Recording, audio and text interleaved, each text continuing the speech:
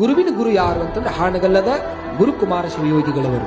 ಕುಮಾರಜ್ಜವರು ಹೀಗೆ ಸಂಚಾರವನ್ನು ಮಾಡ್ತಾ ಕಾರ್ಯಕ್ರಮಕ್ಕೆ ಹೋಗಿರುವಂತಹ ಸಂದರ್ಭದೊಳಗೆ ಅವಾಗ ಇಬ್ಬರು ಒಂದು ಕಾರ್ಯಕ್ರಮದೊಳಗೆ ಅಂಧ ಮಕ್ಕಳು, ಕಣ್ಣು ಕಾಣದೇ ಇರ್ತಕ್ಕಂಥ ಅಂಧ ಮಕ್ಕಳು ಹಾಡೋದನ್ನು ಕೇಳ್ತಾರೆ.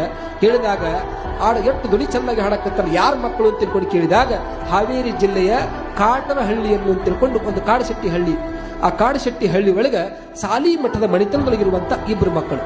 ಅವರೇ ಯಾರು ಅಂತಂದ್ರೆ ಪಂಚಾಕ್ಷರಿ ಗವಾಯಿಗಳವರು ಜೊತೆಗೆ ಗದಗಯ್ಯ ಅಂತ ಇಬ್ರು ಅಣ್ಣ ತಮ್ಮ.